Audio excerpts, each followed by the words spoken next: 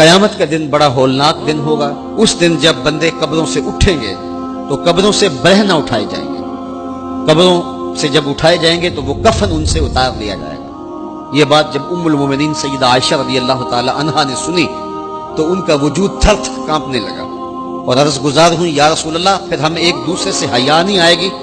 فرمایا عائشہ معاملہ اس سے بھی آگے ہے۔ مطلب کیا؟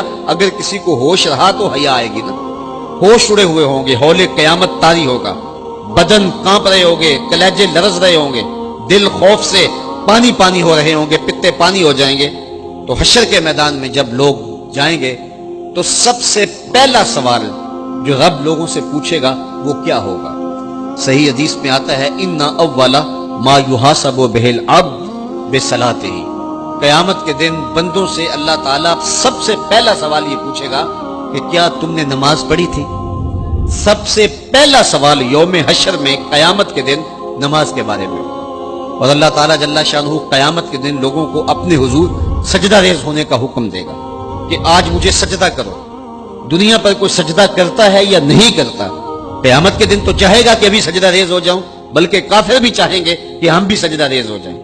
جب اللہ کی طرف سے سجدے کا حکم ہوگا تو بتوں کو سجدہ کرنے والے بھی سوچیں گے کہ آج ہم رب کو سجدہ کریں کہ اس کے حکم کی تعمیل ہو جائے، لیکن سجدہ کرنا چاہیں گے تو بے نمازیوں کی کمر اکڑ جائے گی، وہ سجدہ کرنا چاہیں گے بھی لیکن سجدہ نہیں کر سکیں گے، اور پھر رب کے سامنے جو ذلت اٹھانا پڑے گی، جو رسوائی اٹھانا پڑے گی، اس کو لفظوں کا پیراہن نہیں دیا جا سکتا۔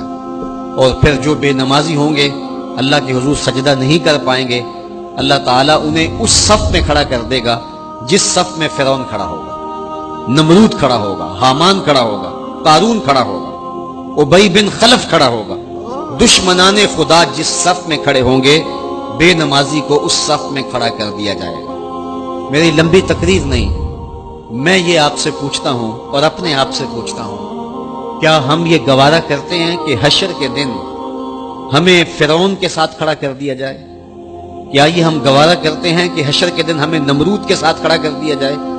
کیا یہ ہماری طبیعت اس کو برداشت کر سکے گی کہ رسول اللہ کے دشمنوں کے ساتھ ہمیں کھڑا کر دیا جائے؟ اور کیا میری مائیں اور بہنیں اور بیٹیاں یہ گوارا کر سکتی ہیں کہ رسول اللہ کی راہوں میں کانٹے بچھانے والی ام جمیل کے ساتھ انہیں کھڑا کر دیا جائے؟ یقیناً ہم کبھی نہیں چاہیں گے، ہم یہ رسوائی کبھی برداشت نہیں کر سکتے۔ ان کے پاس کھڑا ہونا ہی قیامت ہے، ان کے ساتھ کھڑا ہونا ہی عذاب ہے، اور پھر ان کے اوپر لعنتیں بھی برس رہی ہوں گی اور ان کے چہروں کے اوپر تارکو لک مل دی جائے گی اور وہ رسوائیوں کے گڑے میں ہوں گے، تو ان کے ساتھ کھڑا ہونا تو بہت بڑا عذاب ہوگا۔ اور اگر کوئی تکلیف بدنی نہ بھی ہو تو ہم یہ گوارا نہیں کرتے کہ خدا کے دشمنوں کے ساتھ کھڑے ہوں۔ ہماری تو آرزو یہ ہے کہ بلال حبشی کے ساتھ کھڑے ہوں، ہماری تو تمنا یہ ہے کہ ابو ہریرہ کے ساتھ کھڑے ہوں، ہماری تو چاہت یہ ہے کہ رسول رحمت کے غلاموں کے ساتھ کھڑے ہوں، اور ہمیں نصیب ہو جائے حضور کے قدموں میں کھڑا ہونا، اہل بیت کے قدموں میں کھڑا ہونا، داتا گنج بخش علی حجویری کے پاس کھڑا ہونا نصیب ہو جائے، ہمیں بابا فرید کے پاس کھڑا ہونا نصیب ہو جائے، امام اعظم ابو حنیفہ کی قربت میں حضرت امام حسین کی قربت میں کھڑا ہونا نصیب ہو جائے۔ ہم تو یہ چاہیں گے کہ اس زمرے میں آئیں۔ کل میں نے عرض کیا تھا 2 ہی برادری رہ جائے گی قیامت کے دن، باقی ساری برادریاں ٹوٹ جائیں گی، ساری عمارتیں ٹوٹ جائیں گی، صرف 2 برادریاں، ایک یہ برادری جس کا سردار ابو جہل ہوگا، ابو لہب ہوگا، اور ایک وہ برادری جس کے سردار محمد عربی ہوں گے۔ اب جو بے نماز ہوگا اس کو کدھر کھڑا کیا جائے گا؟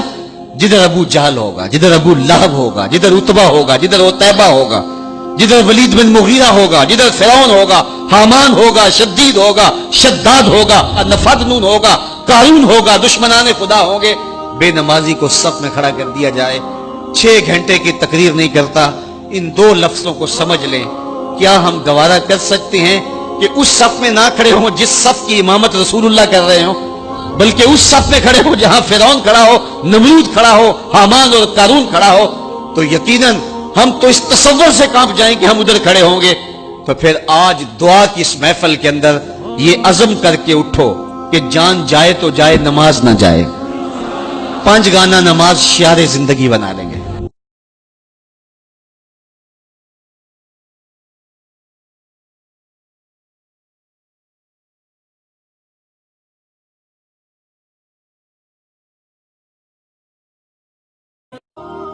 حضور نے فرمایا اللہ اس شخص کے چہرے کو تر و تازہ رکھے جس نے میرے سے کوئی حدیث سنی، پھر جیسے سنی اس کو ویسے آگے پہنچا دیا۔